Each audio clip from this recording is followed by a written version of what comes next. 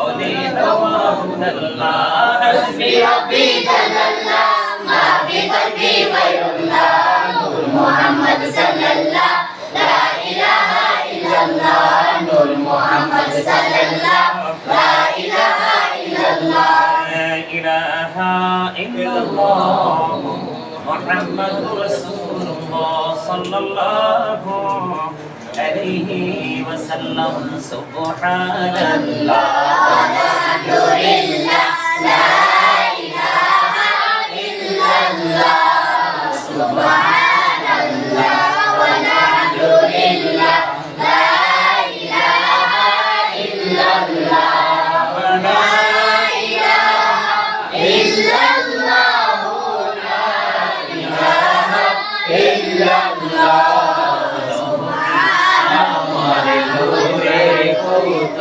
জগৎ করলেন ও জালা নবী আমার নূরের ফুতুল জগৎ করলেন ও জালা রোজ হাসরে করবেন তিনি উম্মতের ফয়সালা সুবহানাল্লাহ walhamdulillah la ilaha illallah subhanallah walhamdulillah la ilaha illallah la ilaha illallah la ilaha illallah নামের সাথে নাম মিশাইয়া জানে আল্লাহ পাঠাইলা নামের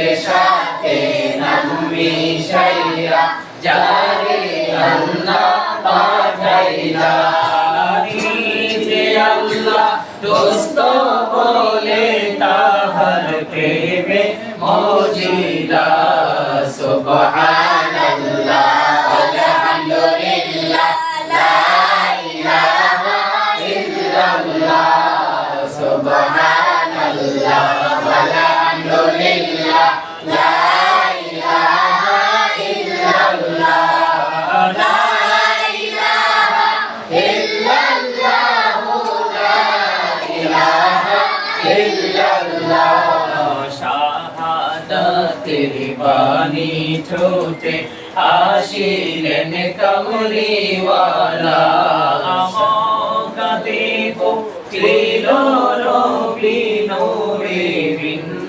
প্রিয়ালা subhanallah walhamdulillah la ilaha illallah subhanallah walhamdulillah la ilaha illallah la ilaha illallah la ilaha illallah ilaha illallah muhammadur rasulullah sallallahu alaihi wasallam ya rasulullah ya habiballah ya rasulullah ya habiballah ya rahmate নিদান কালে আসিও নবী গো আমার শিয়রে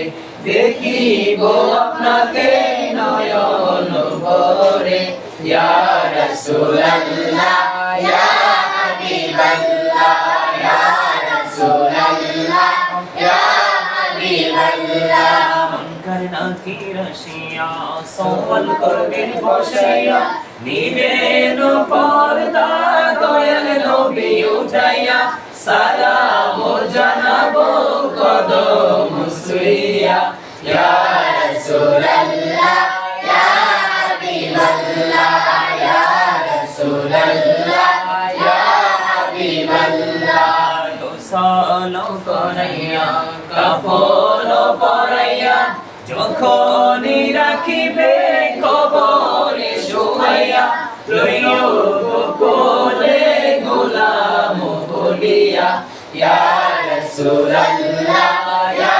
হাবিবাল্লাহ ইয়া রাসূলুল্লাহ ইয়া হাবিবাল্লাহ আসসালামু আলাইকা ইয়া রাসূলুল্লাহ। সকলে বলুন আলহামদুলিল্লাহ। আমরা আজকে আল্লাহ রাব্বুল আলামিনের দরবারে লক্ষ কোটি শুকরিয়া জ্ঞাপন করছি যে মহান রব্বুল আলামিন আজকে আমাদেরকে নূরানি ঈমানি জলসায় আমাদেরকে একত্রিত হওয়ার তৌফিক দিয়েছেন এবং আল্লাহর হাবিবের শানে কয়েক মর্তবা দরুদ ও সালাম এবং আল্লাহর জিকির করার তৌফিক আল্লাহ রাব্বুল আলামিন আমাদেরকে দিয়েছেন। সেই শুকরিয়া তার সকলে একবার করুন আলহামদুলিল্লাহ। আল্লাহ রাব্বুল আলামিন আমাদেরকে, আমরা আল্লাহর দরবারে আরো বেশি শুকরিয়া জ্ঞাপন করছি যে আল্লাহ রাব্বুল আলামিন আমাদেরকে সুস্থ রেখেছেন। আমরা সুস্থ শরীরে আজকে নূরানি জলসায় উপস্থিত হতে পেরেছি। আমরা আল্লাহ রাব্বুল আলামিন যেন আমাদের সকলের জীবনের গুনাহ মাফ করে দেয়। সকলে বলুন আমিন। আজকের এই মিলাদ মাহফিলের উসিলায় যেন আমাদের আপন স্বজন যারা কবরে আছে এবং ভালোবাসার দাবিদার গোটা পৃথিবীতে অসংখ্য মানুষ আছেন দেশে বিদেশে, সবাই দোয়ার প্রার্থী। প্রতিদিনই কোনো না কোনো দেশ থেকে, কোনো না কোনো জেলা থেকে দোয়ার প্রার্থী হয়, মানুষ দোয়া চায়। সবার জন্য আল্লাহ যেন সকলের মনের আশা যেন আজকের এই মাহফিলের উসিলায় যেন প্রত্যেকের মনের পবিত্র আশাগুলো যেন পুরা করে দেয়। সকলে বলুন আমিন। এবং আমরা আজকে জান্নাতের বাগানে উপস্থিত হয়েছি, একটা বিষয় নিয়ে আলোচনা করব। সেই বিষয়ে আলোচনা করব এবং শুনবো। আলোচনা করা এবং শোনা এই দুটোর মধ্যেও যেন আল্লাহ রাব্বুল আলামিনের খাস রহমত যেন থাকে। আমরা যেন আল্লাহর খাস রহমত প্রাপ্ত বান্দাদের অন্তর্ভুক্ত হতে পারি এবং রহমত যেন পাই। আল্লাহ যেন আমাদের বেশি তৌফিক দান করে। সকলে বলুন আমিন। আজকে যে মূল আলোচ্য বিষয়টা, সেই বিষয়টা আসলে অত্যন্ত মানে কি বলবো, এটা আসলে হৃদয়ে মানে লাগার মতো, যেটা এত বেশি হৃদয়ে আঘাত করেছে সেটা আসলে বলে বোঝানোর মতো কোনো অবকাশ নেই। আমরা যারা আহলুস সুন্নাত ওয়াল জামাতের অন্তর্ভুক্ত, আমরা সকলে ব্যথিত হয়েছি, কষ্ট পেয়েছি, যন্ত্রণা পেয়েছি। সেই দুঃখ, কষ্ট, যন্ত্রণা, বারাক্রান্ত হৃদয় নিয়ে আজকে আসলে কথা বলতে এসেছি। আজকে এই জলসায়, নূরানি ঈমানি জলসায়, এই কথা বলার পিছনে আমাদের ঈমান এবং আমল দুটোই কিন্তু যুক্ত আছে। কি আছে? যুক্ত আছে, ঈমান এবং আমল। কারণ ঈমান যদি টেকসই না হয়, একটা মানুষের আমল কিন্তু কখনোই কাজে আসবে না। আমরা ঈমানদার, আমাদের ঈমান হচ্ছে আগে। তো যে বিষয়টা আসলে আমি একজন বক্তা, এখন সে প্রবাসে আছে, আপনারা সবাই জানেন, এখানে উপস্থিত যারা আছেন এবং অনলাইনের মাধ্যমে দর্শক যারা আলোচনা শুনতেছেন, তারাও যেন আজ থেকে দীর্ঘ কয়েক বছর আগে আমি একজন বক্তার বিরুদ্ধে কথা বলেছিলাম, যখন সে আল্লাহ রাসূলকে নিয়ে, আল্লাহ রাসূলের পরিবারকে নিয়ে এবং রাসূলের সাহাবীদেরকে নিয়ে যখন বিভিন্ন ধরনের বিরূপ মন্তব্য করা শুরু করেছিল, তখন কিন্তু প্রতিবাদের ভাষাটাকে অত্যন্ত জাগ্রতভাবে তুলে ধরেছিলাম। আজকে এসেছি এই বিষয়টা নিয়ে কথা বলার জন্য। দুঃখজনক হলেও সত্য, আমরা কিন্তু আবেগী অনেকটাই। বর্তমান সময়ের মানুষ কি আবেগী? আমরা কিন্তু অনেকটাই আবেগী, কিন্তু আমরা বিবেকী হতে চাই না। কিন্তু আবেগ তো নূর নয়। আবেগ কি নূর? আবেগ কখনোই নূর নয়, বিবেক হচ্ছে নূর। তাই আমি আমার আলোচনায় ঢোকার আগে আমি দলিলগুলো আজকে উপস্থাপন করব সবার সামনে।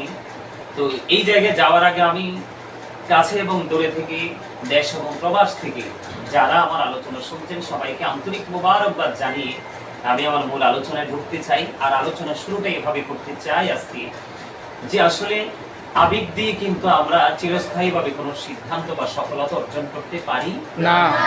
অতীতেও পারিনি, আজও পারছি না, অদূর ভবিষ্যতেও কিন্তু পারবো না। তার কারণ হচ্ছে আবেগ মানুষের জীবনকে কি করে ধ্বংস করে দেয়। মানুষের জীবনকে সুন্দর, যেটাকে বলা হয় ইংলিশে যে ফিউচারকে ব্রাইটনেস করার জন্য যে ভূমিকা, সেই ভূমিকায় থাকতে হলে আপনাকে অবশ্যই বিবেকবান হতে হবে, আবেগ নয়। এখন আমাদের বাংলাদেশে যে মারামারিটা চলছে, একটা পক্ষ ঈমানের পক্ষে লড়াই করছে, আর একটা পক্ষ পুরো ঈমান হরণকারীদের অন্তর্ভুক্ত হয়ে লড়ছে। এখন আমাদের কি ঈমান প্রয়োজন নাকি ঈমান হারানোর প্রয়োজন? ঈমান প্রয়োজন।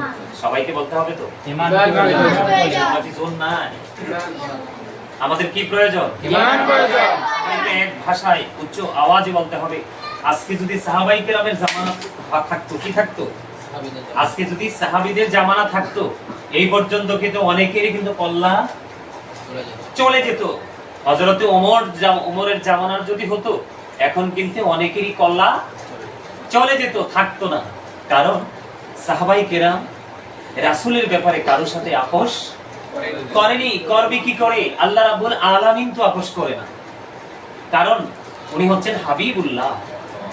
আমি একটা কথা বলতে চাই স্পষ্ট ভাবে, 1,24,000 নবী রাসূলের মধ্যে আল্লাহ রাব্বুল আলামিন 8 জন নবীকে স্বর্গীয় উপাধি দিয়েছেন। কয়জন? 8 জন নবীকে স্বর্গীয় উপাধি দিয়েছেন। এর মধ্যে একজন নবীকে একবারে চিরস্থায়ী অনন্তকালের জন্য, আওয়াল থেকে আখির পর্যন্ত, শুরু থেকে একেবারে শেষ পর্যন্ত যাকে আল্লাহ রাব্বুল আলামিন লাকাব দিয়েছেন, সেটা আমরা কালেমায় স্পষ্ট দেখতে পেয়েছি, লা ইলাহা ইল্লাল্লাহ মুহাম্মাদুর রাসূলুল্লাহ সাল্লাল্লাহু আলাইহি ওয়াসাল্লাম। লা ইলাহা ইল্লাল্লাহটা আমরা সবাই জানি যে আল্লাহ ছাড়া কোনো মাবুদ নাই, there is no God but Allah. তারপরেরটা হলো মুহাম্মাদুর রাসূলুল্লাহ সাল্লাল্লাহু আলাইহি সাল্লাম, ইসলাম, মেসেঞ্জার অফ আল্লাহ। অত্যন্ত চমৎকার যে বিষয়টা, যে আমি নাম বলবো না, আপনারা সবাই তাকে চিনেন, শায়েখ। উনি কিন্তু বয়সে আমার চাইতে অনেক মুরব্বী, কিন্তু আমার কাছে কেন জানি মনে হচ্ছে কোথাও যেন উনি মানে নিজেকে বিক্রি করে রেখেছে। আমার কাছে মনে হচ্ছে তিনি সেই প্রতিবন্ধকতার বেড়াজাল থেকে বের হয়ে আসতে পারতেছে না। তিনি রাসূলের 63 বছর জিন্দেগির মধ্যে তিনি পুরো 40 বছরকে তিনি মাইনাস করে দিয়েছেন। আমি আলোচনা শুনে অত্যন্ত অবাক হলাম। উনি কি এগুলো জেনে বলেছে, নাকি উনি হাদিসগুলো জানার পরে তথ্য গোপন রেখেছে? যদি তিনি জানার পরে তথ্যটা গোপন রেখে থাকে, তাহলে 100% তিনি মিথ্যাবাদী। তিনি কি মিথ্যাবাদী, অনেক বড় অপরাধী, মুনাফিক। এখন আমাকে কিন্তু আবার ওনার ভক্ত যারা, তারা কিন্তু বকাবকি শুরু করবে। আমাকে বকাবকি করলে কিছু যায় আসে না, কারণ আমরা বকাবকি খেতে খেতেই আমাদের অভ্যস্ত। আমরা কিন্তু কারোর সাথে রাগ করি না। কেন বললাম যে এখানে সবচেয়ে বড় যে গুরুত্বপূর্ণ বিষয়টা, আল্লাহ রাসূলকে তিরমিজি শরীফের মধ্যে এসেছে হাদিস খানা, হযরতে আবু হুরায়রা রাদিয়াল্লাহু তাআলা আনহু থেকে হাদিস বর্ণিত। আমি কোরআনে পড়ে আসছি, যেহেতু রাসূলকে নিয়ে আজকে এত বিতর্ক, ঈমান নিয়ে এক পক্ষ ঈমানের পক্ষে, আরেক পক্ষ ঈমানের বিপক্ষে, এই যে টানাহেঁচড়া শুরু করছে, যেহেতু রাসূলের কথা তো অস্বীকার করার কোনো সুযোগ নাই। রাসূলের কথাকে যে অস্বীকার করবে সে কি ঈমানদার? না। তার কি ঈমান থাকবে? না। নামাজ, রোজা, হজ, যাকাতে পৃথিবীর কোনো আমল কি কবুল হবে? না, হবে না। হযরতে আবু হুরায়রা রাদিয়াল্লাহু তাআলা আনহু থেকে হাদিস বর্ণিত, এক সাহাবী রাসূলকে প্রশ্ন করলেন, ইয়া রাসূলুল্লাহ, আল্লাহ রাব্বুল আলামিন আপনাকে কখন নবুয়ত দিয়েছেন? তার মানে আপনি কখন নবী হয়েছেন? তখন আমার রাসূল বললেন, কুনতু নাবিয়্যা ওয়া আদামু বাইনা রূহি ওয়াল জাসাদ। সুবহানাল্লাহ বলেন। সুবহানাল্লাহ। তিরমিজি শরীফের হাদিস, স্পষ্ট হাদিস, এটাকে অস্বীকার করার কোনো সুযোগ নাই। যে অস্বীকার করবে বা এটাকে এড়িয়ে যাবে, সে কখনোই মুমিন হতে পারে না। তার ঈমান নষ্ট হয়ে যায়। কি হয়ে যায়? ঈমান নষ্ট হয়ে যায়। যার ঈমান নষ্ট হয়ে যায়, তার বক্তব্য শুনলে আর তার যারা ভক্তবিন্দু আছে তাদেরও ঈমান থাকবে না। যেই জায়গায় আল্লাহ রাসূল বলেছেন যে আমি ওই সময় নবী যখন আদম ছিল দেহ এবং রূহের মাঝে, তার মানে এখনো আদমের অস্তিত্বই নেই। তখন থেকে আপনার আমার প্রাণের নবী, তখন থেকে নবী। নবী কি বলেছেন? কুনতু নাবিয়্যা ওয়া আদামু বাইনা রূহি ওয়াল জাসাদ। আল্লাহ রাসূল বলতেছেন, আল্লাহ রাসূলের কথা কি সত্য না? সত্য। আজকে আমার কাছে অবাক লাগে, আমি আবারও বলছি, দর্শক যারা, আমি আমার ভক্ত বা ওই শায়েখের ভক্ত বা গিয়াসউদ্দিন আত-তাহিরি সাহেবের ভক্ত, আমি কিন্তু ভক্তদেরকে মিন করে কথাগুলো বলছি। আপনাদেরকে বলছি, আপনারা আবেগী না হয়ে আমার ভক্ত হওয়ার দরকার নাই, গিয়াসউদ্দিন আত-তাহিরির ভক্ত হওয়ার দরকার নাই, ওই শায়েখের ভক্ত হওয়ার দরকার নাই। আপনারা বিবেকবান হন, আপনারা পার্সনকে ফলো করার দরকার নাই। আপনাদের দরকার হচ্ছে মূল বিষয়। দরকার কি? মূল বিষয়টা কি? সেটা কতটুকু যৌক্তিক, কতটুকু কোরআন হাদিস দ্বারা এটা প্রমাণিত, সেটা হচ্ছে আমাদের দেখার বিষয়। কারণ মরতে কিন্তু আমাদের প্রত্যেকটা মানুষকে আলাদাভাবেই মরতে হবে। মরার পরে কিন্তু আমি গাজী সুলাইমানও যাব না, গিয়াসউদ্দিন আত-তাহিরি সাহেবও যাবে না, আর যে তথাকথিত শায়েখ, ওই শায়েখও যাবে না। কেন বললাম? আল্লাহ রাসূল বলতেছে তিনি ওই সময় নবী যখন আদম দেহ এবং রূহের মাঝামাঝি। কুনতু নাবিয়্যা ওয়া আদামু বাইনা রূহি ওয়াল Jasad. I was a prophet when Adam was mixture of water and mud. আদম পানি এবং মাটির মধ্যে, তাও কাদা মাটির মধ্যে, তখন আমার নবী নবী। তাইলে এখন আপনারা আমরা কি রাসূলের পবিত্র জবান মোবারকের হাদিস শরীফটাকে বিশ্বাস করব নাকি এখনকার শাইখকে বিশ্বাস করব? রাসূলের হাদিস রাসূলের হাদিসকে বিশ্বাস করব। আখিরি জামানা, শেষ জামানা চলে এসেছে, দর্শকদেরকে বলবো আপনারা সাবধান থাকবেন, ব্যক্তির পিছনে দৌড়ানোর কোনো প্রয়োজন নেই। হ্যাঁ, তবে ব্যক্তির পিছনে দৌড়াবেন কোন ব্যক্তি? যে ব্যক্তির সিনায় আল্লাহর প্রেম, রাসূল প্রেম, ওলি প্রেম, সাহাবায়ে কেরামের প্রেম, মানে ধীরে ধীরে যাদের মাধ্যমে আজ পর্যন্ত আমরা ইসলাম পেয়েছি, পূর্বসূরি যারা আইমাই کرام ছিলেন, তাদের প্রতি ধীরে ধীরে স্টেপ বাই স্টেপ শ্রদ্ধা রেখে যে আলেমগুলো কথা বলে, আলোচনা করে, ঈমানকে শক্ত করার জন্য তারা পরিশ্রম করে, ওই সমস্ত আলেমদের সাথে যুক্ত হবেন, কারণ ওই সমস্ত আলেমগুলো হলো হক, আর এই হক হলো আহলে সুন্নাত ওয়াল জামাতের অন্তর্ভুক্ত। এখন বলবেন আপনারা আহলে সুন্নাত ওয়াল জামাতের মধ্যে তো অনেক বক্তা পীর নাম দিয়ে তারা অনেক ভণ্ডামি করছে, আমি অস্বীকার করছি না, আপনাদের মধ্যেও তো আছে ওপেনলি ভণ্ডামি করছে, কোরআন হাদিসের সহি প্রমাণ থাকার পরেও ভণ্ডামি করতেছে, আছে না আমাদের মধ্যে? তো একজন বা দুইজন পার্সনের জন্য তো গোটা টিম তো কলঙ্কিত হতে পারে না, পারে? একজন বা দুইজনের জন্য গোটা টিমটা কি কলঙ্কিত হতে পারে? কখনোই কলঙ্কিত হতে পারে না। সবাইকে বলছি আমার কথাগুলো একটু মন দিয়ে শুনুন। আল্লাহ রাসূল বলেছেন তিনি মানে মায়ের রেহেমে আসার আগে থেকেই তিনি নবী। সুবহানাল্লাহ বলে না? আরে সবাই চুপ থাকলে কিভাবে হইব? কি সুবহানাল্লাহ, যিনি তিনি মায়ের রেহেমে আসার আগে নবী। তিনি নবী। এখানে একটা হাদিস, এটা তিরমিজি শরীফের মধ্যে আসছে, আরেকটা হাদিস আছে তাফসীরে রুহুল বায়ানে, একাধিক বয়ান আমি এই দলিলটা দিয়েছি, প্রমাণ দিয়েছি। সেটার রাবীও হযরতে আবু হুরায়রা রাদিয়াল্লাহু তাআলা আনহু, একদিন জিবরাইল আলাইহিস সালাম প্রশ্ন করলেন, ইয়া রাসূলুল্লাহ, আমার রাসূল প্রশ্ন করলেন জিবরাইল আলাইহিস সালামকে, জিবরাইল তোমার বয়স কত? ইয়া রাসূলুল্লাহ, আমার বয়স কত আমি বলতে পারবো না, তবে একটা ঘটনা আমি আপনাকে বলতে পারবো। তখন আমার রাসূল বললেন, তুমি কি ঘটনাটা বলো। তখন জিবরাইল আলাইহিস সালাম আমার রাসূলকে বলতেছেন, তাফসীরে রুহুল বায়ানের ৩য় খণ্ড ৫৪৩ পৃষ্ঠা উল্লেখ রয়েছে, হাদিসের রাবী হলেন হযরতে আবু হুরায়রা রাদিয়াল্লাহু তাআলা আনহু। আমার রাসূলকে যখন প্রশ্ন করা হলো, আমার রাসূল যখন প্রশ্ন করলেন, জিবরাইল বললেন, ইয়া রাসূলুল্লাহ, চতুর্থ আসমান মতান্তরে সপ্তম আসমানের উপর একটা তারা ওঠা অবস্থায় দেখেছি ৭০,০০০ বছর, এটা ওঠা অবস্থায় ৭০,০০০ বছর থাকতো, আবার যখন অস্ত যাইতো অস্তমিত অবস্থায় ৭০,০০০ বছর থাকতো। এই দৃশ্যটা আমি আমার জীবনে এই যাবৎকাল আমি ৭২,০০০ বার দেখেছি। সঙ্গে সঙ্গে আল্লাহ রাসূল বলেছেন, আমি আমার আল্লাহর ইজ্জতের কসম করে বলছি জিবরাইল, ওই তারাটাই ছিলাম আমি নবী। এত সুন্দর চমৎকার বয়ান, রাসূলের পবিত্র জবান মোবারকের বয়ানকে যারা অস্বীকার করে, আপনি আমার কাছে সবচেয়ে বেশি আফসোস লাগে ওই মানুষগুলোর জন্য, তিনি ব্যক্তিটাকে ভালোবাসছেন, রাসূলকে ভালোবাসতে পারেননি। তিনি ব্যক্তিকে ভালোবেসেছেন, তিনি রাসূলকে ভালোবাসতে পারেননি। ওই ব্যক্তি এত বড় একটা অন্যায় করেছে, কারণ হলো অন্তর দ্বারা, সাপোর্টের দ্বারা, হ্যাঁ, জবান দ্বারা, কোনো কিছু দ্বারা যদি কোনো অংশে রাসূলের ইজ্জতকে ছোট করা হয়, তাহলে এটা কুফরি হয়ে যায়। যেই ব্যক্তি কুফরি করে সে কখনোই তার ঈমান থাকতে পারে না, চলে যায়। তাহলে আমার কাছে অবাক লাগে আমি কিভাবে মানুষ এই কমেন্টস গুলো করে এবং কিভাবে মানুষ বক্তব্যগুলো দেয়, এত সুস্পষ্ট দলিল থাকার পরে। রাসূল বলেছেন, রাসূল আরো বলেছেন, জাবের রাদিয়াল্লাহু তাআলা নূর প্রশ্নের জবাবে রাসূল বলেছেন যে আমি ওই সময় নবী। তিনি কোন সময় নবী? তখন যখন কোনো কিছুই ছিল না। আল্লাহ রাব্বুল আলামিন আল্লাহর হাবিবের নূর মোবারককে সৃষ্টি করেছেন। আউয়ালু মা খালাকাল্লাহু নূরি। জোরে জোরে কয় না সুবহানাল্লাহ, সুবহানাল্লাহ।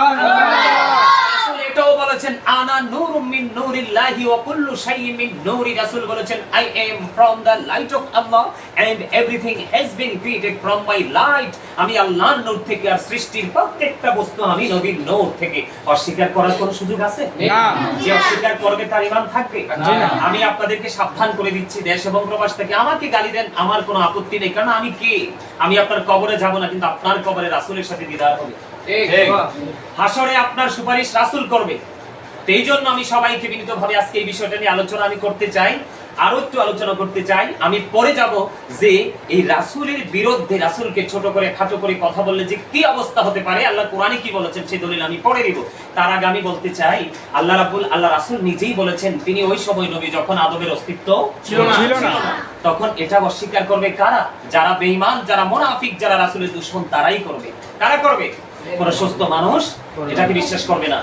বেঈমান কাফিরেরা কখনো কোরআনের প্রেমে পড়ে, কখনো রাসূলের প্রেমে পড়ে, কিন্তু বেঈমান কাফিরেরা, মুশরিকেরা তারা মুসলমান হচ্ছে। আর দুঃখজনক হলেও সত্য, আমরা মুসলমান নাম দেওয়ার পরেও রাসূলের সাথে বেয়াদবি করতে করতে কিন্তু আমরা ঈমান হারা হয়ে যাচ্ছি। কেরা হয়ে যাচ্ছি? রাসূলকে ভালোবাসা ফরজ, রাসূলকে মূল্যায়ন করা ফরজ। রাসূলকে মর্যাদা দিতে কি শুধু আমি গাজী সুলাইমান বলেছি? আহলে সুন্নাত ওয়াল জামাতের অন্যান্য আলেমরা বলেছে। আল্লাহ বলেছেন ইন্না আরসালনাকা শাহিদাও ওয়া মুবাশশিরাও ওয়া নাযীরান লিতুমিনু বিল্লাহি ওয়া রাসূলিহি ওয়া তুআযিরুহু ওয়া তুওয়াক্কিরু। আসেনি হাফেজ সাহেব? কথা বলে না। আসেনি হাফেজ সাহেব? আব্দুল্লাহ বলো আসেনি? সূরা ফাত, কিন্তু সূরা ফাতে আল্লাহ রাব্বুল আলামিন বলেছেন আল্লাহ আল্লাহর হাবিবকে পাঠিয়েছেন কি হিসাবে? সাক্ষী হিসাবে, সুসংবাদদাতা হিসাবে, ভয় প্রদর্শক হিসাবে, লিতুমিনু বিল্লাহি ওয়া রাসূলিহি, যাতে তোমরা আল্লাহ এবং আল্লাহর রাসূলের প্রতি কি আনতে পারো? ঈমান আনো। ওয়া তুআযিরুহু ওয়া তুওয়াক্কিরুহু, তোমরা তাকে কি করো? আল্লাহর হাবিবকে সাহায্য করো এবং সম্মান করো। বলেছে কে? আল্লাহ। এখন আপনাদের কাছে আমার প্রশ্ন, যে ব্যক্তি রাসূলের 40 বছরকে কি নবী ছিলেন না তিনি? মানে তার এত বড় স্পর্ধা, এত বড় দুঃসাহস হলো কি করে? যিনি বললেন তিনি 40 বছরের আগে নবী ছিলেন না, ওই ব্যক্তিটার এই বক্তব্যটা কিভাবে মানুষের কাছে গ্রহণযোগ্য হয়? কারণ তারা গ্রহণযোগ্য হওয়ার মতো সেই পরিবেশটা তৈরি করেছে, তারা তাদের স্বার্থ সুবিধার জন্য, অন্য কিছুই নয়। তবে এই সুবিধাটা পৃথিবীতে একটু অর্জন করা যাবে, কিন্তু পরকালে অর্জন করা যাবে না। যাবে না? যাবে না। ওপারে কি অর্জন করা যাবে? না, ওপারে অর্জন করা যাবে না। তাহলে এখান থেকে কি উঠতে হবে? রাসূলকে ভালোবাসা ফরজ, আর রাসূলকে কষ্ট দেওয়া কি কুফরি। রাসূলকে যারা কষ্ট দেয়, আচ্ছা রাসূলের পুরো 40 বছর কি করলো? অস্বীকার করলো ওই শায়েখ। এখন রাসূল কি কষ্ট পায় নাই? রাসূল কষ্ট পাইলে কি আল্লাহ খুশি হয়? না। কথা বলে না। আমি সেই এগেইনস্ট পার্টি যারা, যারা তাদের সম্পর্কে কথা আমি আরেকটু পরে বলবো। আমি আরো কিছু কথা বলতে চাই এই বিষয়টা নিয়ে। এখানে ওই যে শায়েখ, তিনি অত্যন্ত মুরব্বী, আমার চাইতে অনেক বয়স। আমার ওনার বিরুদ্ধে কথা যে বলি আমার কাছে খারাপ লাগে, কিন্তু আজকে বলতে বাধ্য, কারণ মানুষের ঈমানকে বাঁচাতে হবে। তার কারণ হলো তারা রাসূল বিদ্বেষী। এই শায়েকের পক্ষে যে লোকগুলো আছে, শায়েকের পক্ষে যেই কথিত আলেমগুলো আছে, মৌলবীগুলো আছে, ওরা ওই গিয়াসউদ্দিন আত-তাহিরি সাহেবের অতীতের সব রেকর্ড তুলে ধরেছে। কি করেছে? সব রেকর্ড তুলে ধরেছে। আরে ভাই, আমি মেনে নিলাম উনি ভণ্ডামি করেছেন। কি করেছে?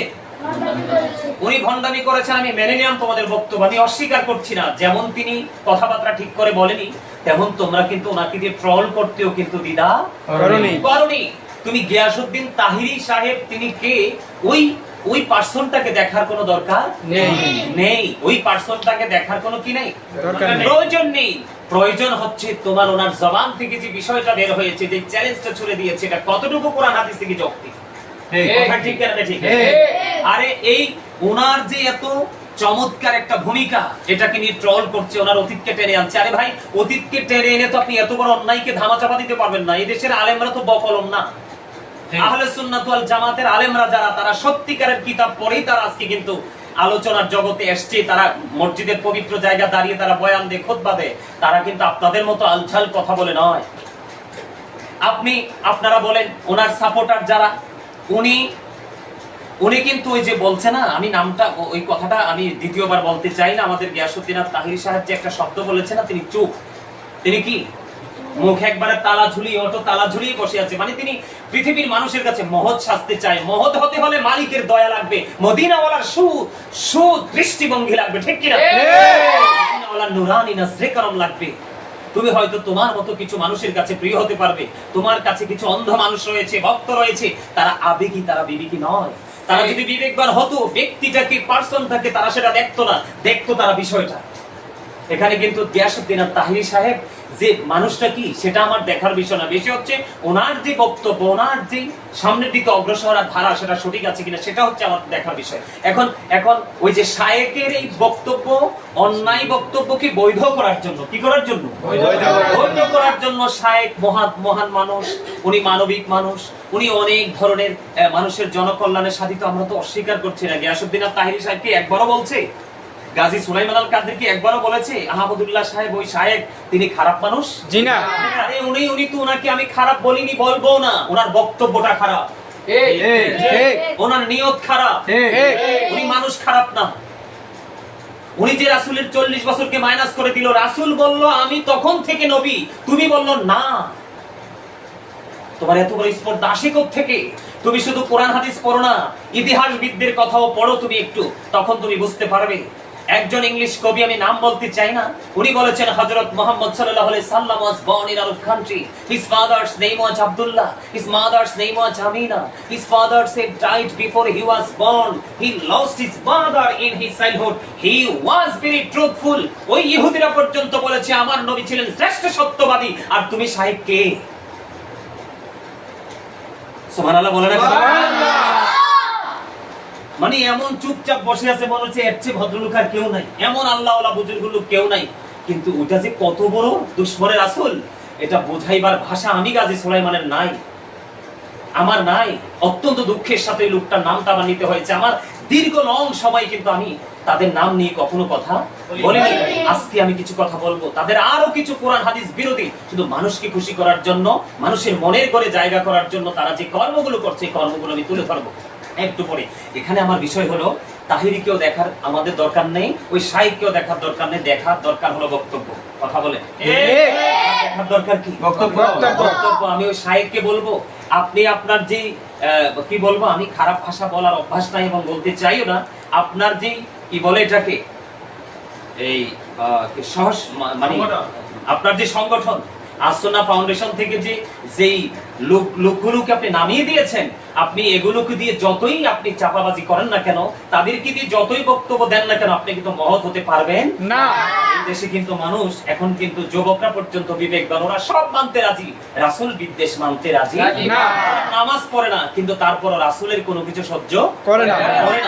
রাসূল বলতেছে আমি সই থেকে নবী আদমের অস্তিত্ব ছিল না, আপনি বলতেছেন সংগঠনের লোক তারা আবার এটা বৈধ করতে চাইতেছে। এটাকে বৈধ করার জন্যই তো বললাম। আচ্ছা, এই যে তাদের মতো তারা নাকি অনেক বড় বড় সাহেব, আমার কাছে আসলে এই কথাগুলো বলতে আমার লজ্জা লাগছে, তারপরে বলছি।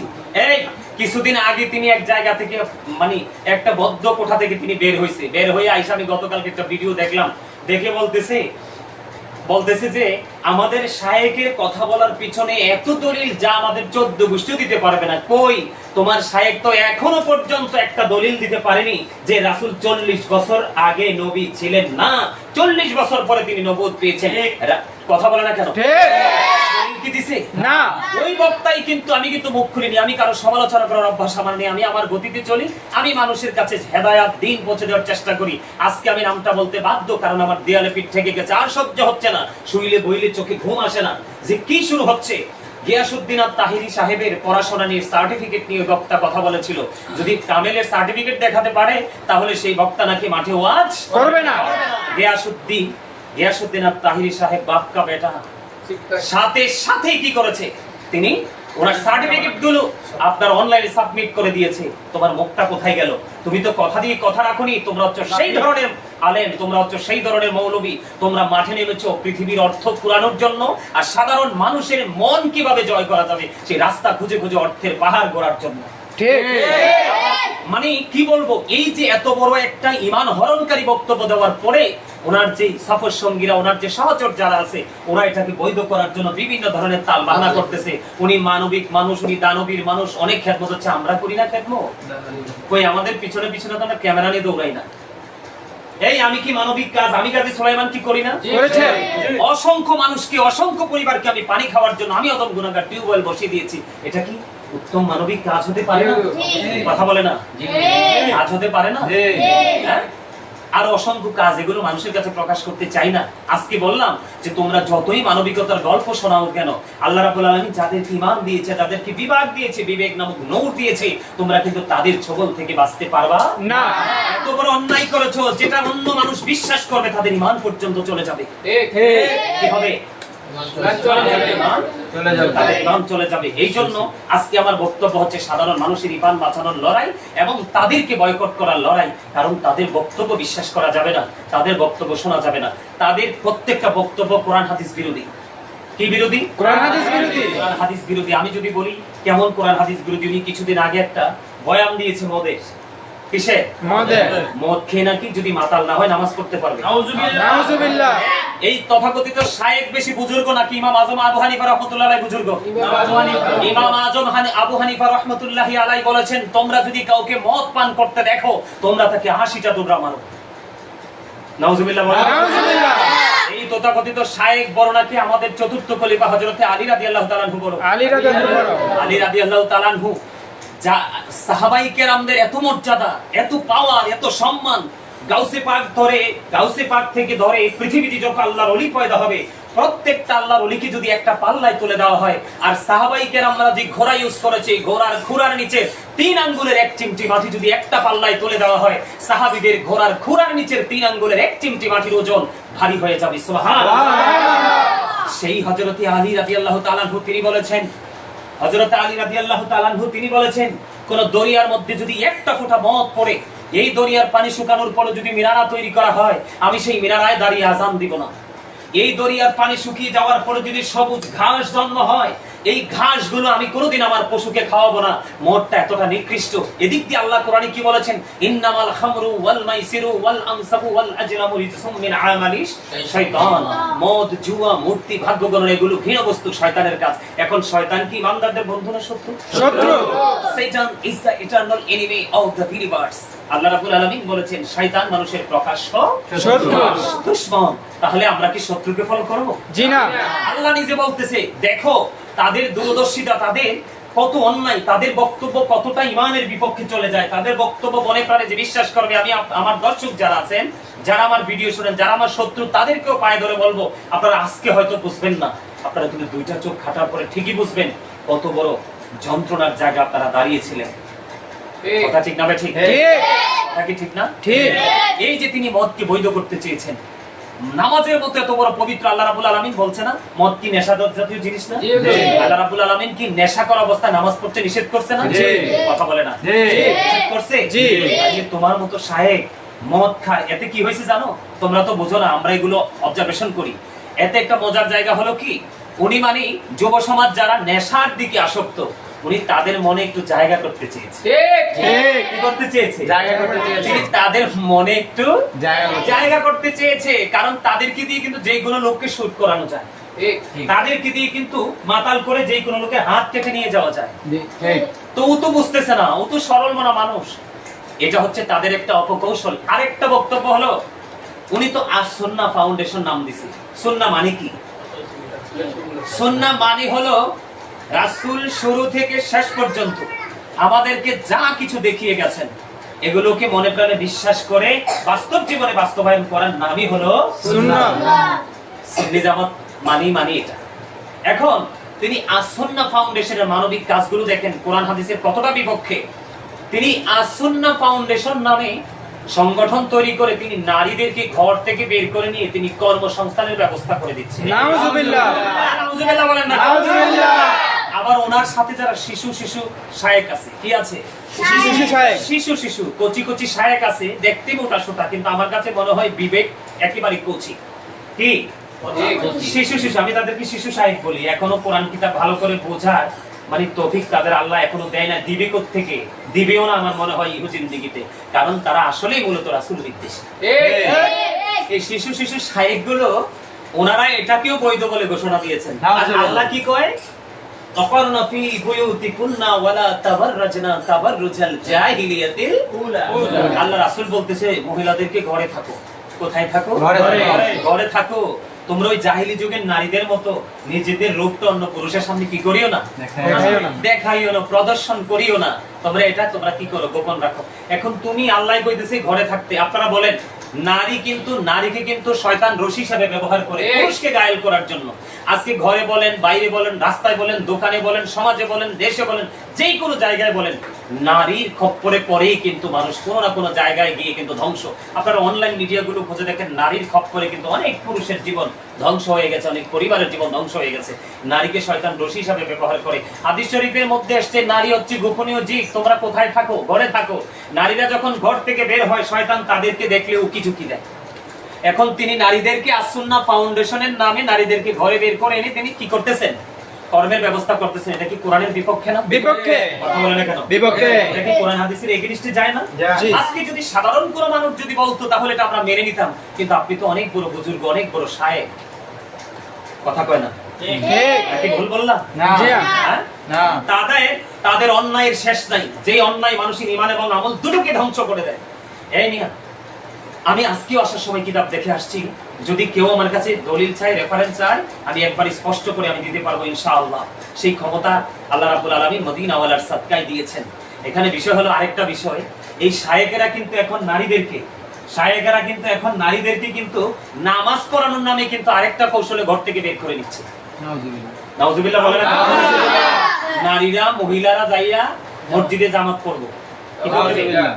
আরে জুমার দিনের মতো, জুমার নামাজের মতো গুরুত্বপূর্ণ ইবাদত আমাদের জন্য আর কিছুই নাই। নারী এবং পুরুষ সৃষ্টিগতভাবে যেমন আলাদা, শারীরিক গঠনও আলাদা, আমল আখলাকের ক্ষেত্রেও তাদের দুজনের পন্থাটাই আলাদা, ঠিক কিনা? নারীরা, পুরুষরা বাইরে বের হবে, নারীরা ঘরে থাকবে। পুরুষরা উঁচু গলায় কথা বলবে, নারীরা আস্তে কথা বলবে। কথা বলে না কেন? পুরুষরা নাভি বরাবর, নাভি থেকে নিচের অংশ ঢেকে রাখবে, আর মহিলারা মাথা থেকে পা পর্যন্ত ঢেকে রাখবে। এখানে কি পার্থক্য আছে না? পুরুষরা নিয়ত বাঁধবে, কি বাঁধবে? পুরুষরা নিয়ত বাঁধবে, তার মানে আমাদের হচ্ছে নিয়ত বাঁধা, আর মহিলাদের হচ্ছে নিয়তের নামে হাত রাখা। তাহলে পার্থক্য আছে না নাই? আছে। আল্লাহ রাসূল বলেছে ঈদের নামাজ, জুমার নামাজ যেহেতু তাদের উপর ওয়াজিব নয়, তাহলে তাদের কোন জামাতের উসিলায় বের হওয়া তাদের জন্য জায়েজ নয়। আব্দুল্লাহ ইবনে মাসউদ রাদিয়াল্লাহু তাআলা আনহু, তিনি ওনার জামানায় তিনি একদিন দেখলেন এক মহিলা জুমার দিনে মসজিদে ঢুকে পড়েছে। তখন আব্দুল্লাহ ইবনে মাসউদ রাদিয়াল্লাহু তাআলা আনহু তিনি সঙ্গে সঙ্গে ওই মহিলাকে ঘর থেকে, মসজিদ থেকে বের করে দিয়ে তিনি সঙ্গে সঙ্গে বলেছেন যে তোমার জন্য এই মসজিদ থেকে উত্তম হলো তোমার ঘরের অভ্যন্তর।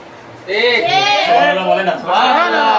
একজন নারী তার ঘরের বারান্দায় নামাজ পড়ার চাইতে উত্তম হলো তার ঘরের অভ্যন্তর। তার মানে তুমি বারান্দাও নামাজ পড়তে পারবা না, এটার চাইতে উত্তম হলো তোমার পার্সোনাল যে রুম, সেই রুমে নামাজ পড়া। সুবহানাল্লাহ।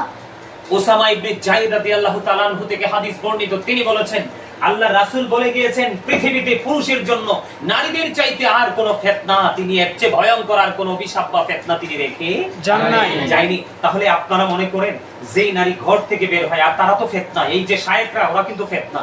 আমি যদি বলবে আমি বড় কথা বলি বা আমি অহংকার করি, এই যে আমেরিকা থেকে, লন্ডন থেকে, পৃথিবীর বিভিন্ন দেশ থেকে, ইতালি থেকে, বাংলাদেশের বিভিন্ন জেলা থেকে হুজুর এই বিষয়ে কথা বলেন, হুজুর এই বিষয়ে কথা বলেন। অলরেডি আমি মহিলারা জামাত পড়তে পারবে কিনা? মহিলারা বাহিরে নামাজ পড়ার চাইতে তার ঘরে নামাজ পড়া 25 গুণ বেশি সওয়াব। সুবহানাল্লাহ। আর জোরে সুবহানাল্লাহ।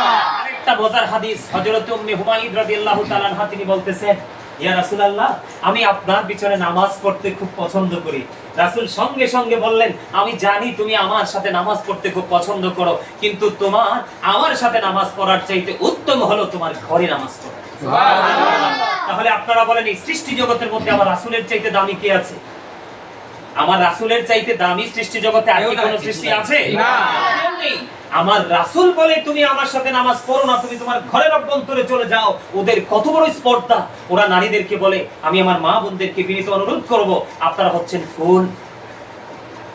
ফুল কিন্তু গাছে এবং ফুলদানিতে মানায়, অন্য কোথাও কিন্তু ফুল সুন্দর নয়। কথা কি ঠিক না?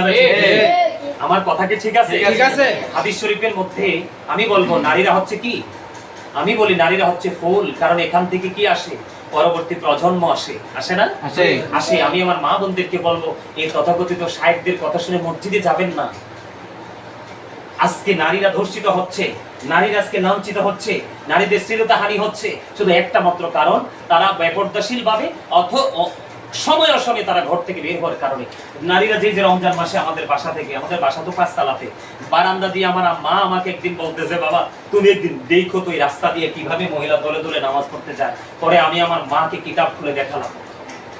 তো এই জন্য আমি বলছি তারা কিন্তু এই ধরনের গোলামি করছে, এই ধরনের মানবিক কাজ করছে, আরো বলতে পারবো তাদের বিরুদ্ধে। আজকে আমার মূলত কিন্তু ওই যে শায়েখদের বিরুদ্ধে আমার আলোচনা নয়, আমার আলোচনা হচ্ছে শায়েখদের যে বক্তব্যের বিরুদ্ধে আমার আলোচনা। আমার কিন্তু কোনো ব্যক্তির সাথে কি নাই, দ্বন্দ্ব নেই, কোন ব্যক্তির সাথে ব্যক্তিগত কোনো আক্রোশ নেই, কিন্তু ইসলামের দৃষ্টিভঙ্গি থেকে, আমি কোরআন হাদিসের দৃষ্টিভঙ্গি থেকে রাসূলের কথা অনুযায়ী আমাকে কি করতে হবে? সাধারণ মানুষের ঈমান বাঁচানোর জন্য আমাকে কথা বলতে হবে। আল্লাহ রাসূল এটাও বলেছে, ওয়ানা আলী রাদিয়াল্লাহু তাআলা আন্না রাসূলুল্লাহ সাল্লাল্লাহু আলাইহি সাল্লাম ক্বালা মান সাব্বা নাবিয়্যা ফাকতুলহু ওয়া মান সাব্বা সাহাবী ফাদরিবুহু। আল্লাহ রাসূল বলেছেন কি, দেখেন আমি আপনাদেরকে বলছি, আল্লাহ রাসূলকে গালি যারা দিবে, কি দিবে? তাদেরকে তোমরা হত্যা করে ফেলো। কি করে ফেলো? হত্যা করে ফেলো। হত্যা করে ফেলো। তাদেরকে হত্যা করে ফেলো। আর সাহাবায়ে কেরামকে যারা গালি দিবে তোমরা তাদেরকে প্রহার করো, তার মানে বাইন্দা পিটা। ঠিক। কতটা গুরুত্বের সহকারে নবী সম্পর্কে ভাবতে হবে, অসংখ্য অগণিতবার গবেষণা করে নবী সম্পর্কে কথা বলতে হবে। কারণ নবী সম্পর্কে যদি কোনোভাবেই কোনো শব্দ যদি কি হয়ে যায়, নবীকে অবমাননাকর হয়ে যায়, নবীকে অসম্মানজনক হয়ে যায়, তাহলে ঈমান চলে যাবে। আপনার ঈমান নষ্ট হয়ে গেছে, আপনার এই আমল দিয়ে কোনো ফায়দা হবে না। এখানে সবচেয়ে বড় বিষয় আমি যেটা বলছিলাম শুরু থেকে, আজকে আমার যে মূল বিষয়টা শুরুটা, সেই বিষয়টা হলো আল্লাহ রাসূল কি বলেছেন, কুনতু নাবিয়্যা ওয়া আদামু বাইনার রূহি ওয়াল জাসাদ। আল্লাহ রাসূল বলেছেন আমি ওই সময় নবী যখন আদম ছিল দেহ, রূহ এবং দেহের মাঝে। তার মানে I was a prophet when Adam was mixture of water and mud। জোরে জোরে আল্লাহু আকবার।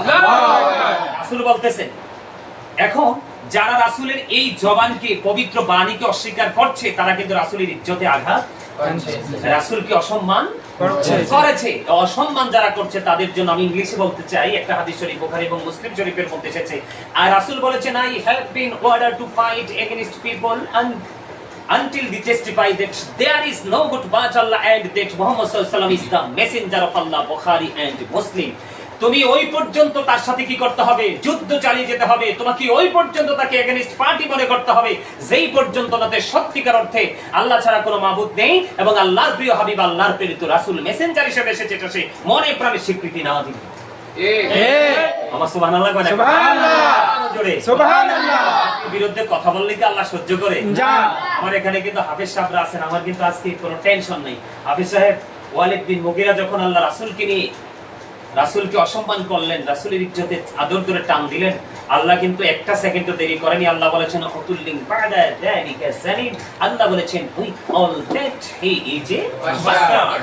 আল্লাহ রাব্বুল আলামিন ওয়ালিদ বিন মুগীরাকে বলছে তুই জারোস। ঠিক কেমন রিঅ্যাকশন হলো, অত্যন্ত চমৎকার। আমি আপনাদেরকে মনে করিয়ে দিতে চাই যে সূরা লাহাব যে নাজিল হয়েছে, শানে নজুল, ব্যাকগ্রাউন্ড, এটার আপনি শানে নজুল খুঁজে দেখেন। আল্লাহ রাসূলকে অপমান করতে দেরি, সম্মানে আঘাত করতে দেরি, আল্লাহ সূরা লাহাব পাঠাইতে দেরি করে নাই। সুবহানাল্লাহ বলেন।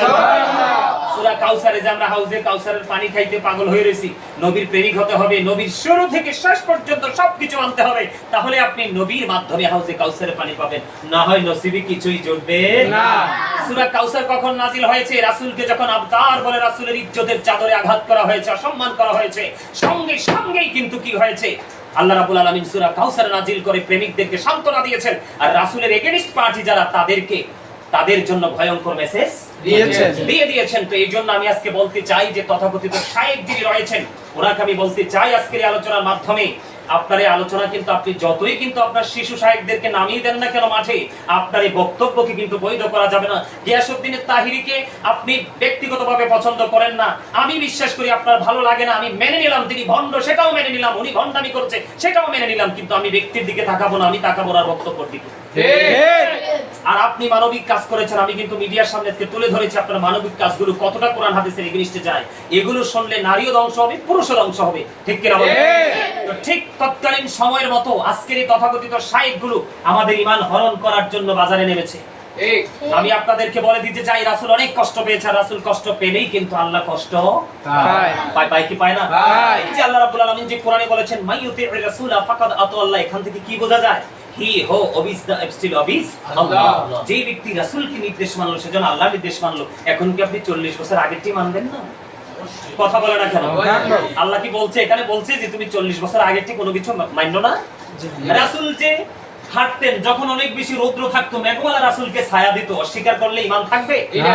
হ্যাঁ, 40 বছর আগে তিনি নবী ছিলেন না। এক সময় মক্কায় দুর্ভিক্ষ হয়ে গেলেন, শিশুকাল কারে কয় আপনারা সবাই জানেন, আমি বলবো না। রাসূল তখন শিশু, তখন আবু তালেবের কাছে, হযরত আবু তালেবের কাছে চলে আসলেন মানুষ, চলে এসে বললেন আবু তালেব আপনি কোথায়, মক্কার অবস্থা ভালো না, দুর্ভিক্ষ শুরু হয়ে গেছে অনাবৃষ্টির কারণে। তখন সঙ্গে সঙ্গে কি করেছে, আল্লাহ রাসূলকে আবু তালেব নিয়ে বের হলেন, তিনি শিশু, খানায় কাবার দেওয়ালের সাথে ওনার পিঠ মোবারক লাগায় দিলেন, আকাশের দিকে তাকাই একটা ইশারা দিলেন, সঙ্গে সঙ্গে এমন বৃষ্টি শুরু হয়েছে, পাহাড় থেকে পানির ফোয়ারা নেমেছে, পুরো মক্কা নগরী শীতল হয়ে গেছে। সুবহানাল্লাহ, সুবহানাল্লাহ। আর আমাদের শায়েখ যিনি নবী বিদ্বেষী, সারা জীবন বলেছে হাত তুলে দোয়া করা যাবে না, এখন একটু গরম লাগছে মাঠে নেমে আসছে দোয়া করার জন্য। আমি কিন্তু সালাতুল ইস্তিসকার বিরোধিতা করছি না, আপনারা বুঝে নিবেন, আগেই বলেছি আপনারা আবেগী হয়েন না, বিবেকী হন। আমরা বক্তব্যগুলো আপনারা কাট করেন, আপনারা ফাইন্ড আউট করেন আমি কি বলছি। আমার রাসূল শিশু, তিনি ইশারা দিতে দেরি, সাথে সাথে বৃষ্টি চলে আসছে। আর আপনি তো দেখলাম অনেকদিন কানছেন আল্লাহর দরবারে হাত তুলে, বৃষ্টি তো হইল না। আবহাওয়া অফিস থেকে যেই দিন বৃষ্টির নির্দেশনা দিয়েছে 2 তারিখ এই মাসের, ঠিক 2 তারিখে দেখলাম বৃষ্টি নামলো বাংলাদেশে। তাহলে আপনি একটু চিন্তা করে দেখেন, আপনি কিন্তু পৃথিবীর মানুষকে বোকা বানাতে পারছেন, কিন্তু আল্লাহ পর্যন্ত আমার মনে হয় আপনি পৌঁছাতে পারেননি। আমি যদি আজকে বলি, আমি কিন্তু কারো সমালোচনা করি না, করার চেষ্টা করলে গঠনমূলক সমালোচনা করার চেষ্টা আমি করি। আমি যদি একটু বলি, তিনি যে সালাতুল ইস্তিসকার নামাজ পড়ছে, আসলে কি সালাতুল ইস্তিসকার নামাজ পড়ার কি সময় হয়েছিল তখন? আরে জাস্ট একটু গরমে না লাগছে। এই তোমরা সবাই আমাদের এলাকায় যারা গেছো তোমরা দেখো নাই, ক্ষেতের মধ্যে হাঁটু সমান পানি, কি মাঠে সোনালী ফসল নাচতেছে, গাছে গাছে ফল। কই আপনার গরমের কারণে ফল তো আমি ঝরে পড়তে দেখিনি। আপনি ইস্তিসকার নামাজ কখন পড়বেন? সমস্ত মাটি কি হয়ে যাবে? সাদা হয়ে যাবে। বৃক্ষগুলো মৃত্যু সজ্জায় চলে যাবে, পশু পাখিগুলো পানির অভাবে তারা মৃত্যুর পথযাত্রী হয়ে যাবে। তখন আপনি ইস্তিসকার নামাজ পড়বেন। আপনি যে ইস্তিসকার নামাজ পড়ছেন, আপনি যদি এত বড় জনগণ যেভাবে আপনাকে নিয়ে কথা বলছে, আপনার শিশু শায়েখগুলো, তো এইভাবে আপনি যে বুজুর্গগুলো, আপনার এই বুজুর্গদের সাথে সাথে বৃষ্টি এসে পুরো বাংলাদেশে পানির প্লাবন শুরু হয়ে যাওয়ার কথা ছিল, আছে না? কথা কয় না। আজকে কেন বলছি, আপনি আজকে আমাদেরকে বাধ্য করেছেন এই কথাগুলো বলতে। আর এই কথাগুলো বলেছে এই কারণে, সাধারণ সরল মনা মানুষের ঈমান যেন নষ্ট না হয়। এবার আমি কোরআনে ফিরে আসি। আল্লাহ রাব্বুল আলামিন কি বলেছেন? আল্লাহর রাসূলকে কি কষ্ট দেওয়া যাবে? কথা বলেন। এখানে হাফেজ সাহেব আছেন, ভুল হলে বলে দিবেন, ভুলের ঊর্ধ্বে আমিও নই, কেউ নই। আল্লাহ রাব্বুল আলামিন বলেছেন, এই ইয়া আইয়ুহাল্লাযীনা আমানু লা তারফাউ আসওয়াতাকুম ফাওকা সাওতিন নবী। আল্লাহ রাব্বুল আলামিন ঈমানদারদেরকে ডাক দিয়েছেন। আমার দিকে তাকান সবাই। আল্লাহ কিন্তু কোনো মুনাফিক, বেঈমান, কাফির, মুশরিককে ডাক দেয়নি। আর ঈমানদার কারা? যারা নবীর সাচ্চা প্রেমিক, নবীর যারা আশিক, তারাই হলো সাচ্চা ঈমানদার। আল্লাহ রাব্বুল আলামিন ঈমানদারদেরকে ডাক দিয়ে বলেছেন কি? তোমরা একজন আরেকজনের সাথে যেইভাবে সম্বোধন করে কথা বলো, তোমরা রাসূলের সাথে সেইভাবে কথা বলো না। রাসূলের কণ্ঠস্বরের উপর তোমার কণ্ঠস্বর কি উঁচু করো না। আপনারা বলেন, শায়েখের কণ্ঠস্বর কি উঁচু হয়েছে না? হয়েছে। কোনো কথা বলে না, হয়েছে। শায়েখের কণ্ঠস্বর কি রাসূলের কণ্ঠস্বরের উপরে চলে গেছে কিনা? গেছে। এবং শায়েখের যে শিশু শায়েখগুলো আছে, শিশু শায়েখগুলো যে ওনাকে বৈধ করার জন্য চেষ্টা করতেছে, তাদের কণ্ঠটা রাসূলের কণ্ঠস্বরের উপরে গেছে কিনা? গেছে। আল্লাহ ঈমানদারদেরকে সাবধান করেছে, কোনো বেঈমান, কাফির, মুনাফিকরে নয়। এই যে আল্লাহ বলেছেন রাসূলের কণ্ঠস্বরের উপর কণ্ঠস্বর তোমরা কি করো না? উঁচু করো না। আজকে রাসূল বলতেছে, আমি তখন থেকে নবী, যখন আদমের অস্তিত্ব ছিল না, তিরমিজি শরীফের মধ্যে এসেছে, তাফসীরে রুহুল বাইনের মধ্যে এসেছে, অন্যান্য হাদিস, মিশকাত শরীফের মধ্যে আসছে হাদিস, অনেকগুলো হাদিস আমি দেখেছি, আল্লাহ আমাকে দেখিয়েছেন। এখন আল্লাহ বলতেছে কণ্ঠস্বরের উপর কণ্ঠস্বর উঁচু করি না। কিভাবে কণ্ঠস্বরটা উঁচু হলো? তিনি কিভাবে ঈমান নষ্ট হয়ে গেল? উনি কিভাবে তার ভক্তদের ঈমানকে চুরি করে নিয়ে যাচ্ছে? আপনারা রাসূল বলতেছে আমি তখন থেকে নবী, তথাকথিত শায়েখ বলতেছে তিনি তখন থেকে নবী না। শেষ নেই, মনের অজান্তে কি হয়ে যাবে? তোমার আমল বিনষ্ট হয়ে যাবে। নামাজ, রোজা, হজ, যাকাতে মানবিক কাজে কোনো ফায়দা হবে না। তুমি সাধারণ মানুষকে মানবিক বলে তুমি যেইভাবে মানুষকে কি করছো, বোকা বানাচ্ছ ভাই, কিন্তু আসলে কিন্তু আল্লাহ রাসূলের কাছে সেটা মানবিক হিসাবে বিবেচিত নয়। বরং আমরা যে কোরআন হাদিস অবজারভেশন করেছি, আমরা অ্যানালাইসিস করেছি, সেখান থেকে বোঝা যায় তোমার এই কর্মগুলো কোরআন হাদিসের এগেইনস্ট, মানে আল্লাহ রাসূলের বিপরীত দিকে চলে যায়। শুধু এখানেই কিন্তু আল্লাহ ক্ষান্ত নয়। আল্লাহ আরো বলেছেন, ইন্নাল্লাযীনা ইউযুনাল্লাহা ওয়া রাসূলাহু লা'নাহুমুল্লাহু ফিদ দুনিয়া ওয়াল আখিরাতি ওয়া আ'আদ্দা লাহুম আযাবাম মুহিনা। আল্লাহ বলছে না? আল্লাহ রাব্বুল আলামিন কি বলেছেন? আল্লাহ এবং আল্লাহ রাসূলকে যারা কষ্ট দেয়, আল্লাহ রাব্বুল আলামিন তাদেরকে দুনিয়া এবং আখিরাতে কি করেছেন?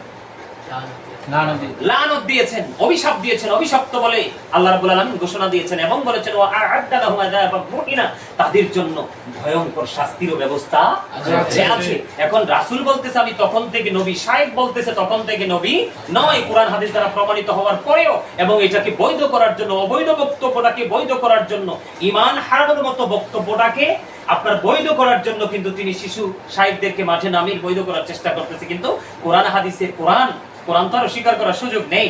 হাদিস কেনা মওযু কতক্ষণ, জাল কতক্ষণ, এই কতক্ষণ, এই চংবং, ঠিক না? আল্লাহ বলতেছে রাসূল কি কষ্ট পায় নাই? রাসূল কষ্ট অবশ্যই পেয়েছে। রাসূল কষ্ট পাইলে কি আল্লাহ খুশি হয়? এই যে আবতার বলতে দেরি, রাসূল কষ্ট পাইছে শুনছে, আল্লাহ তো আরো বেশি কষ্ট পাইছে, সাথে সাথে সূরা কাউসার নাজিল করে দিয়েছে। এগুলো আমাদেরকে বুঝতে হবে। কথা কি বুঝে আসছে?